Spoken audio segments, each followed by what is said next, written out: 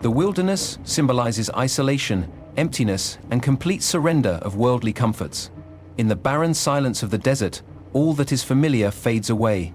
The sounds of the city, the presence of friends, the rhythm of daily life, all disappear. In their place remains only the sound of the wind brushing over dry rock and sand, the beating of one's own heart, and the raw awareness of being utterly alone. This isolation is not merely physical, but deeply spiritual. It strips a person to the core, removing distractions and defenses, revealing what truly lies beneath the surface of the soul. The wilderness becomes a mirror, silent, unforgiving, and brutally honest. When one is surrounded by nothing, the value of everything becomes clearer. Food, warmth, companionship, comfort, these things, often taken for granted, suddenly hold immense weight. But even more than physical comforts, it is the surrender of control that makes the wilderness so powerful. There is no schedule to follow, no plans to execute, no escape route. Time becomes fluid. Minutes stretch into hours, days blur together. One is not in control of the elements, the outcome, or even the pace. It is a place where pride cannot survive. All that remains is submission. To the elements, to the silence, and ultimately, to something greater than oneself. The wilderness does not flatter the ego. There are no crowds to applaud, no followers to inspire, no stages to stand on. There is no external validation, only internal confrontation. It forces a person to wrestle with questions long buried by noise and comfort. Who am I without what I own? Who am I without my title or my reputation? Who am I when no one sees me, when no one hears me, when I have nothing left to prove or to protect? In this empty space, these questions echo loudly. And in the absence of quick answers, one is compelled to wait, to reflect, and to search for truth beyond convenience. This surrender is not weakness. It is not defeat. It is a chosen vulnerability, a deliberate stepping into discomfort to discover what truly matters. The wilderness demands faith, not just in divine presence, but in the value of the journey itself.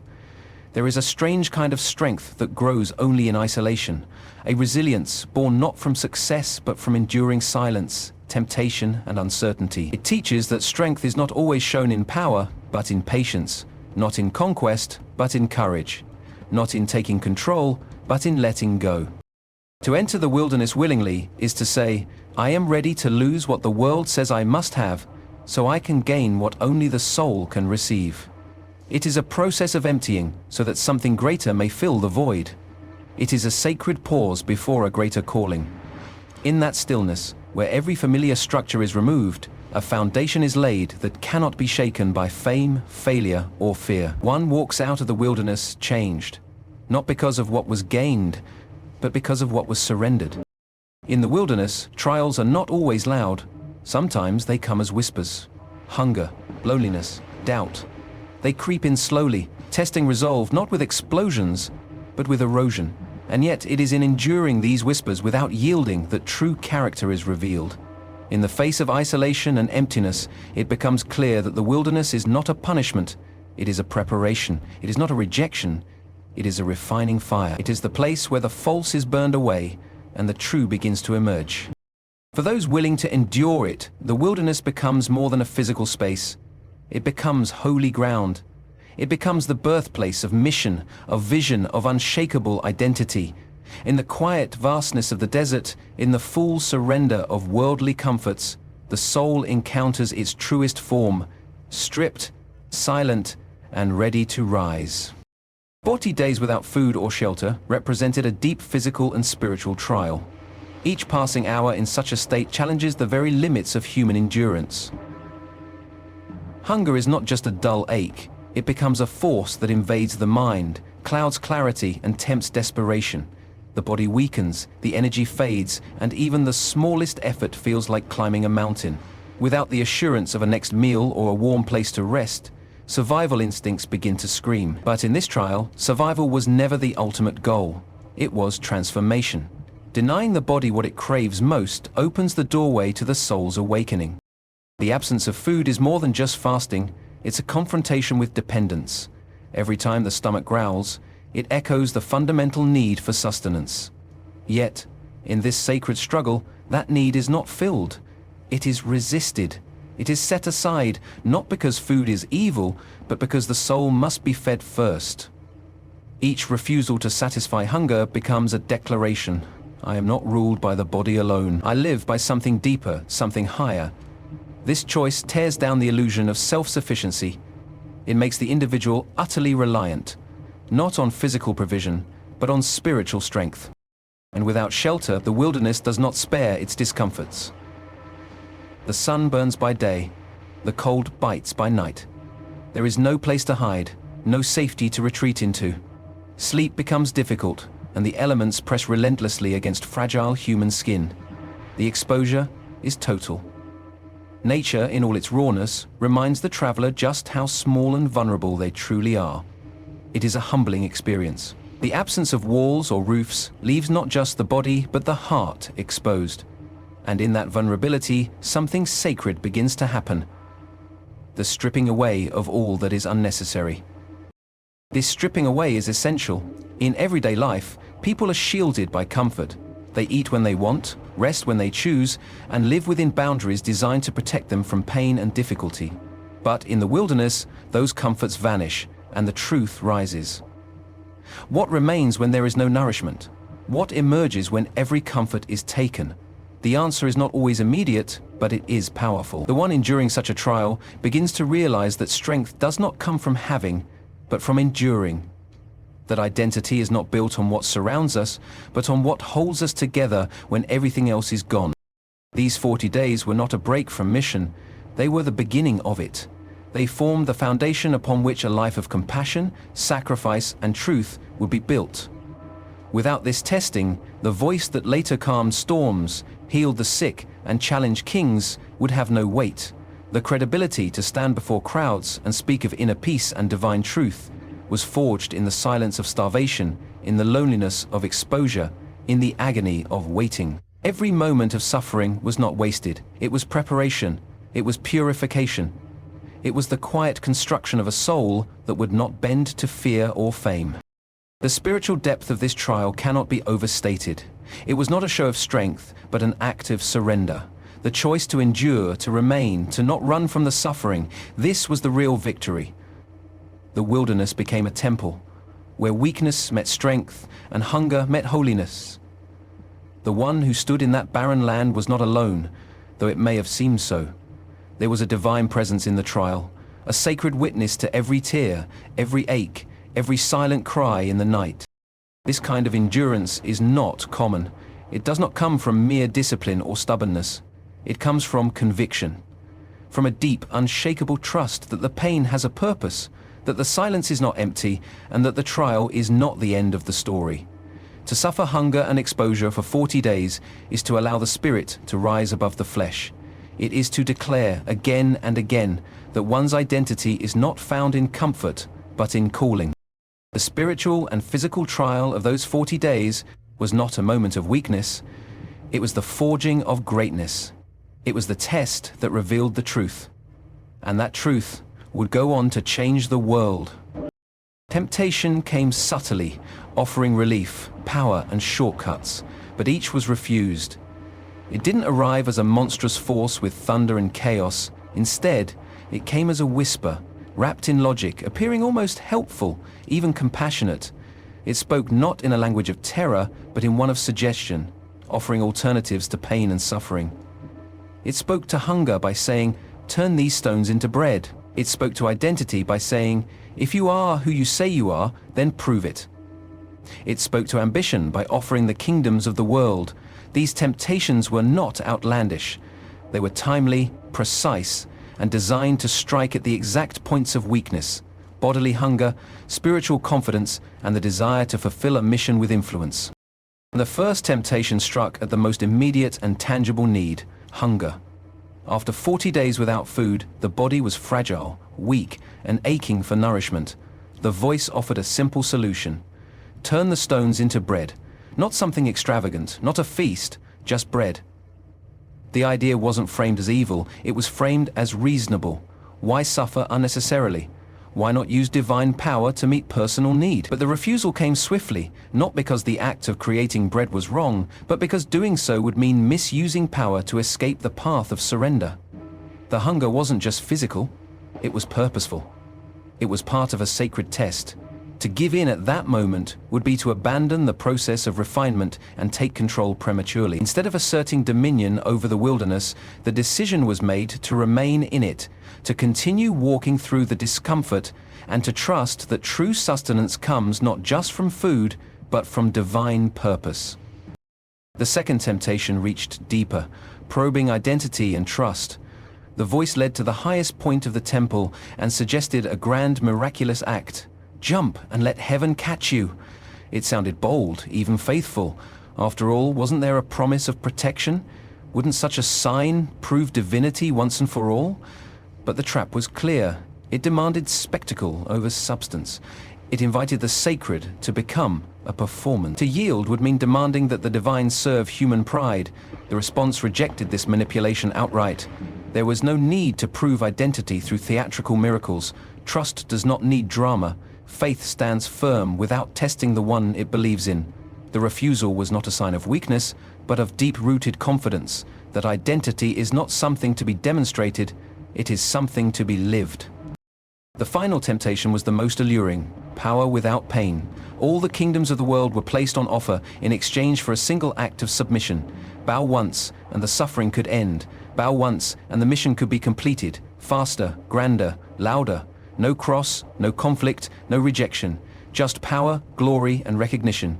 But this temptation held the most dangerous cost. It invited compromise at the deepest level. It asked for a betrayal of purpose in exchange for success. The answer was unshakable. No authority or throne is worth the price of loyalty. The mission was not about gaining the world. It was about redeeming it. And redemption cannot be bought through shortcuts. The price of salvation would be pain, humility, and sacrifice. Not popularity or worldly dominion. Each temptation targeted a different layer of human weakness. One attacked the flesh, one the heart, one the soul. And yet, every offer was declined, not with arrogance, but with quiet strength.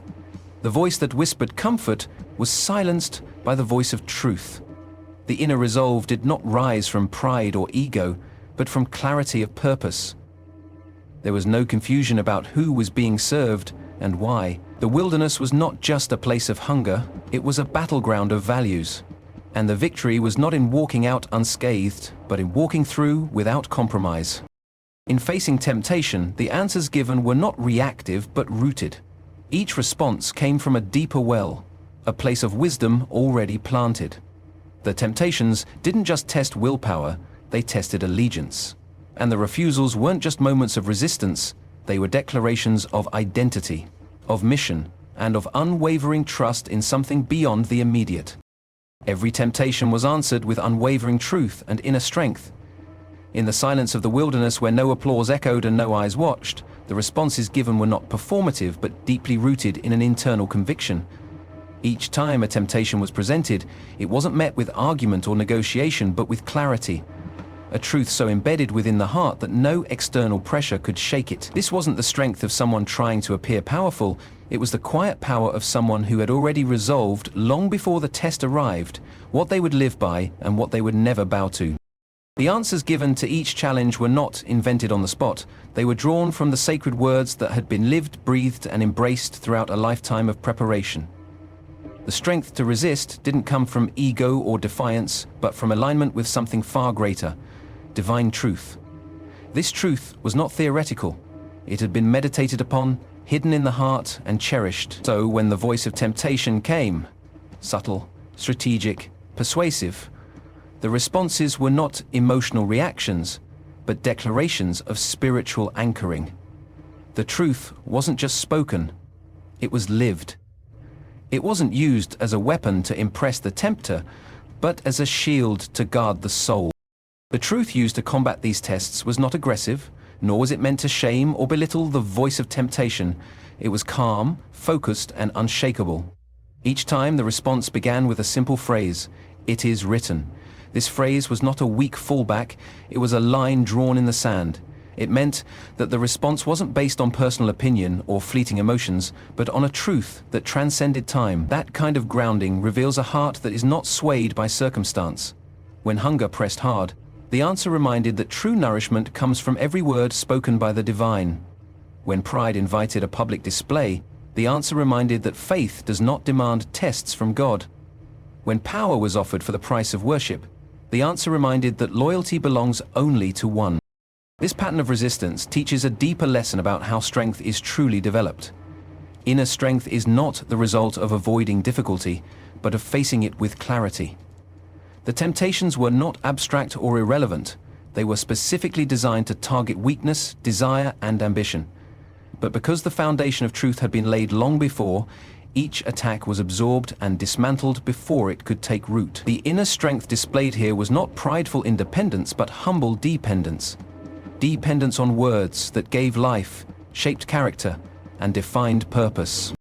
Truth, when internalized, becomes more than knowledge. It becomes identity. And that is what made the answers so powerful. They weren't just defensive statements, they were expressions of who this person was at the core. The decision to not turn stones to bread wasn't just about fasting, it was about refusing to misuse power. The decision to not test divine protection wasn't just about humility, it was about a refusal to manipulate faith. The decision to reject worldly kingdoms wasn't just about resisting greed, it was about staying loyal to a kingdom not of this world. Each truth spoken was a mirror reflecting an unshakable sense of mission, a refusal to compromise even under the most pressing pressure. In this sacred moment, we witness the intersection of truth and temptation, conviction and challenge. And every time temptation tried to bend the will, truth stood tall. This wasn't a battle of shouting, of spectacle, it was a quiet, resolute stand in the heart of the desert, a place where there was no stage, no audience, and no immediate reward. But the strength revealed in those responses echoes far beyond the wilderness. It speaks of a life rooted not in comfort or success, but in purpose and truth. Inner strength was proven not by avoiding temptation, but by standing in the middle of it, armed only with truth and refusing to move. The struggle was not physical, but spiritual. A test of identity, trust, and obedience. While the body certainly endured hunger, thirst, and exhaustion, the true battle was waged within the soul. The pain of the body was undeniable, but it was only the surface of a much deeper conflict. This was not about surviving the elements or pushing the limits of human endurance. It was about confronting the unseen tensions that define the human heart. In the silence of the wilderness, without distractions or applause, a solitary figure stood face to face with invisible forces that sought not just to harm, but to redefine and redirect the course of a sacred mission. The core of the spiritual battle centered around identity. Who are you, really? That question echoed beneath every temptation. The voice that tested did not challenge with brute force, it questioned with subtle doubt.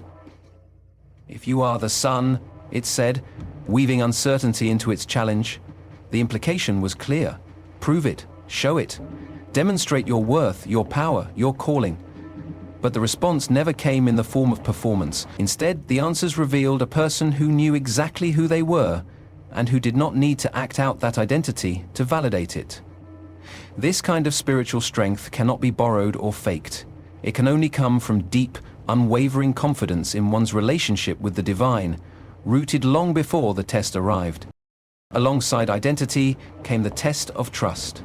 Not trust in circumstances or feelings, but trust in the unseen presence of God, even when everything seemed lacking. No food, no shelter, no relief, yet still trust remained. It is easy to believe when life is full, when prayers are answered quickly, and when the way is clear. But what about in the desert, when nothing seems to change, and every human need goes unmet? That is where real trust is tested, not in abundance, but in absence. In the wilderness, trust meant continuing to rely on the Father's plan, even when the plan included pain, waiting, and silence. It meant refusing to take control or seek shortcuts. The path forward would come not through manipulation or proof, but through continued submission. Obedience was the third layer of this spiritual struggle. Obedience that was not coerced, but chosen, not conditional, but complete. The temptations all offered a way out. An easier path, a more visible reward, a faster conclusion. But obedience meant staying on the narrow path, even when it led through suffering. It meant refusing to exchange mission for comfort, refusing to trade purpose for applause. Obedience in this sense was not passive. It was fiercely active. It was the decision, again and again, to remain faithful to a calling that didn't promise ease but did promise truth. In a world where compromise is often rewarded and disobedience is disguised as self-empowerment, this quiet, consistent submission stood as an act of radical defiance. What made this spiritual test so significant was that it was faced alone. There were no disciples nearby, no audience to impress, no mentors to lean on. The strength had to come from within and from above, and this loneliness added to the weight of the battle. When we are alone, the inner voices grow louder, doubts swell, the urge to give in increases, but it is also in that sacred solitude where real clarity is often found. Without noise, the soul hears more clearly. Without distraction, the heart sees more truly. And without others around to validate or advise, one must choose, freely, free whisper, whether to trust, whether to obey, and whether to stay true to the identity that has already been given. This struggle, this wilderness test, was not a mere prelude to a public ministry. It was a foundational moment that would shape every word spoken, every act of healing, every choice made from that point forward. The decisions made in that lonely desert would echo through time, not because they were dramatic or visible, but because they were rooted in a deep, spiritual clarity that no amount of pressure could break. The desert may have looked like emptiness to the eyes, but it was filled with purpose. It may have appeared quiet, but it thundered with meaning. It was here that identity was confirmed, trust was proven, and obedience was chosen. Not once, but again and again, with each temptation, each test, and each silent hour that passed. The silence and solitude of the desert were transformative, not destructive. At first glance, the wilderness appeared lifeless, an empty stretch of land with no water, no shade, and no comfort. It was a place stripped of noise, stripped of people, and stripped of all the daily distractions that typically occupy the mind and heart. Yet, in that very barrenness, something profound occurred.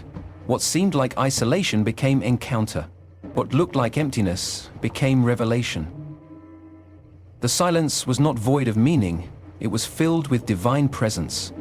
The solitude was not abandonment, it was preparation.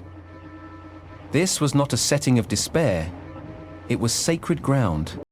In a world driven by noise and constant stimulation, silence can be terrifying. People often fill their lives with sound, with schedules, with interaction, not just for productivity, but often to avoid confronting the deeper parts of themselves. In the desert, all those layers are peeled away. There is no place to hide from thoughts, no place to drown out emotions. The silence becomes a mirror, revealing what lies beneath the surface. Fears emerge, doubts rise, forgotten wounds reopen. But this is not a mistake. It is the very reason the silence exists, so that healing can begin not by avoiding these things, but by facing them. Solitude in the desert is not loneliness. It is invitation.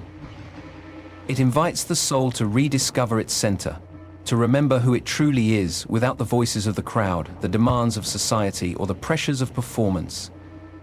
It asks one to sit in the stillness and to listen, not to the clamor of the world, but to the whisper of truth that speaks from within. And that whisper is often the only sound that can guide a person toward clarity. In the absence of external affirmation, identity is either lost or refined. In this sacred space, it was refined. The transformation that happens in the silence of the wilderness is not immediate. It unfolds slowly, painfully at times, like a refining fire. There are no shortcuts. Each day in the solitude brings another layer to the surface. One day it's anger, another day it's fear, then it's pride, then it's longing. But in the stillness, there's nowhere for these things to run. They must be faced, and in facing them, they are not just seen, they are surrendered. In the quiet, they are laid down. And when they are laid down, something else begins to rise. Peace, strength, purpose. Not forced, but grown slowly, like a tree taking root deep in dry soil. This transformation is not visible to the outside world. There is no audience clapping, no crowd watching. The work being done is invisible, interior, and spiritual. But it is precisely this kind of transformation that makes all the difference. when the noise of the world eventually returns. When the temptations come, when the pressures rise, when the public life begins, it is this quiet strength, this deep inner clarity, formed in solitude, that becomes the anchor. The desert doesn't produce flashy results. It produces depth. There's also a purifying quality to the solitude. Without distractions, without comforts, without even basic needs being met, one begins to discover what truly sustains the soul. The question becomes simple yet profound. What do I really need? And the answer doesn't come from the body. It comes from the spirit. The answer is not food, though hunger is real. Not comfort, though discomfort is pressing. The answer is presence, divine presence. The realization slowly sets in that even when everything else is taken away, that presence remains, and that presence is enough. The transformation, then, is not just about becoming stronger or more disciplined. It is about becoming aware that everything needed was never in the noise, never in the crowd, never in the comfort. It was always in the stillness. This sacred stillness reshapes the heart. It slows down the frantic rhythms of the world and teaches a new pace, one rooted in grace, one shaped by obedience, one led by peace. The desert becomes a school where lessons are not spoken but lived, not shouted but whispered. In the silence, new eyes are given to see, new ears to hear, and a new spirit to carry forward the mission that lies ahead. The solitude does not destroy, it creates. It awakens. It reveals. And those who enter it, though they may emerge hungry and weary in body, come out renewed in soul, fortified, focused, and forever changed. Victory came not through force, but through humility, wisdom, and resistance. In the wilderness, there were no grand displays of power, no lightning from the sky, and no dramatic confrontations. The battle that unfolded was inward, subtle, and deeply personal, and yet it was a battle that held eternal weight. The real triumph was not in destroying an enemy with might, but in choosing to remain obedient, patient, and rooted in truth, when every part of the human condition cried out for comfort, relief, and escape. This kind of victory is quiet, often unseen, but it carries unmatched strength. Humility played the first and most essential role. To enter the wilderness willingly, without resistance or complaint, is already an act of surrender. It is a decision to let go of control, to lay aside entitlement, and to embrace the unknown path. Throughout the long days and nights, there was no complaint, no demand for immediate answers, no cries for vengeance or dramatic rescue. There was only trust. Humble, silent, steadfast trust. This humility was not weakness. It was the recognition of something greater, the quiet acknowledgement that true power lies not in bending the world to one's will, but in aligning oneself with divine purpose, even when it leads through suffering. In the face of temptation, it would have been easy to assert strength, to turn stones into bread, to summon angels, to accept the kingdoms of the world and dominate through glory. But that kind of power would have betrayed the very mission at hand. The humility shown in resisting those shortcuts was revolutionary. It declared that success does not lie in proving one's worth through miracles or claiming authority through conquest. It lies in staying faithful, even when no one sees, even when the cost is great. It is the humility to say no to ego, no to self-promotion, and yes to a path of quiet endurance. Wisdom, too, was a cornerstone of this victory. Temptation is never obvious. It dresses itself in logic, in partial truth, in the appearance of good. To recognize temptation for what it truly is requires a mind that sees beneath the surface, a heart that discerns motive and outcome. The voice that tempted was cunning. It quoted scripture, twisted it slightly, and used it to justify self-serving actions. But wisdom was the counter. Each response was not simply a rebuttal, it was a laser-sharp insight that cut through the illusion. The answers weren't loud or defensive, they were calm, precise, and filled with deeper meaning. That is what wisdom does. It doesn't panic. It sees the full picture. It stays grounded when the surface shakes. Wisdom also understands timing. There was an appointed time for miracles, for public ministry, for power to be revealed. But the wilderness was not that time. Wisdom knew that acting outside of divine timing, even with good intentions, would only derail the greater purpose. That's why the offers of comfort, fame, and power were turned down, not because they were bad in themselves, but because they came through the wrong means, at the wrong time, and with the wrong motives. Wisdom sees what lies ahead and refuses to trade future glory for present ease. And then there was resistance. The strength to resist does not come easily. It must be cultivated long before the temptation arrives. Resistance is not just about saying no. It's about standing firm. It's about refusing to compromise, refusing to adjust truth to fit comfort, and refusing to accept anything less than full obedience. This resistance did not come from pride or rebellion, but from deep, internal conviction. It was the power to endure hunger without demanding satisfaction, to face doubt without seeking a sign, and to reject power that came with a price. It was the unshakable choice to stay loyal to the path, no matter how long or difficult that path might be. Victory in the wilderness was not a sudden moment. It was the cumulative result of humility embraced, wisdom applied, and resistance maintained, over and over, day after day. No crowd celebrated this triumph, no fanfare marked its end. But this was the kind of victory that builds character, shapes destiny, and shakes the unseen world. It was not won with a sword, but with silence. Not through dominance, but through devotion. And in that sacred, hidden triumph, the foundation was laid for a life that would change the world, not by force, but by truth, grace, and unwavering faithfulness. Emerging from the wilderness, the soul was stronger, refined, and ready for a divine mission. What entered the desert was a man led by the Spirit. What came out was a vessel fully aligned with divine will. The 40 days were not wasted in isolation, they were invested in transformation. Each moment of hunger, each hour of temptation, each silent night became a chisel in the hand of the Eternal, shaping the soul with purpose, focus, and resilience. Nothing was the same after those days. The physical body may have been weakened, but the spiritual core had been fortified. The fire of trial did not consume, it purified. The wilderness became the crucible in which every distraction, every lesser desire was burned away. It was not a place of rest, but of refining. In the absence of comfort, the soul learned what it truly needed. In the absence of people, it learned whose voice truly mattered.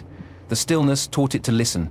The hunger taught it to depend. The isolation taught it to stand alone when necessary. And most of all, the struggle taught it to walk forward, not with fear, but with unshakable resolve. This resolve was not rooted in pride, nor in ambition, but in clarity.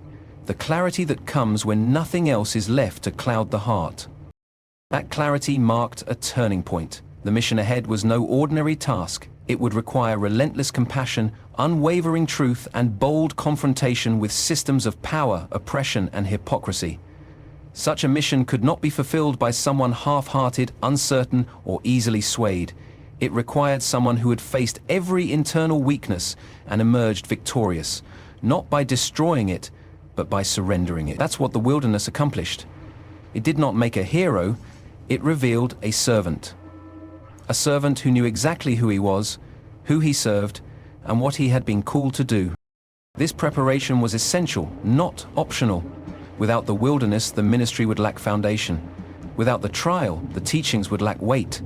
The voice that would soon speak to multitudes was first tested in silence. The hands that would heal were first emptied.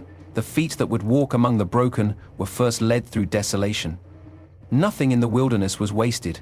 Every temptation resisted became a testimony. Every sacrifice embraced became strength. Every delay in comfort became a step deeper into trust. Coming out of the wilderness did not mean escape. It meant empowerment. It was not a sigh of relief, but a readiness for responsibility. The temptations had exposed every angle where corruption could enter, and they had all been shut. The desires for comfort, fame, and power had been laid down and replaced with a single-minded devotion to the will of God.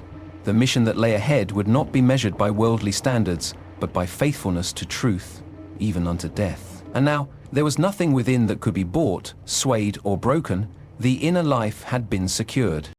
The strength now present was not loud. It did not come with shouts or force. It was the kind of strength that walks into broken places without flinching, that stands before rulers without fear, that kneels before outcasts with dignity. It was not the strength of the world. It was the strength born from self-denial, from trust refined through suffering, and this strength would carry through storms, through betrayal, through agony, and ultimately through the cross. But before any of that could happen, the wilderness had to do its work, and it did. The path forward was no longer unclear. The steps to be taken next were not random, they were directed, led by the same spirit that had led into the wilderness. But now the vessel was ready. No longer distracted by noise, no longer weakened by doubt, no longer tempted by shortcuts. The 40 days had forged a life of obedience, truth and power. Not the kind that conquers through force, but the kind that transforms through love. The kind of power that does not seek to be served, but to serve. The kind that endures, not just for a moment, but for eternity. So the one who emerged from the wilderness did so not as a mere survivor, but as one prepared to change the world. Every moment of silence had built a voice that would shake the earth. Every refusal in temptation had carved a heart of pure devotion. Every step taken in those barren lands had prepared the way for a mission that would touch the leper, challenge the hypocrite, raise the dead, and redeem the lost. It was the wilderness that made that possible. It was the wilderness that made him ready.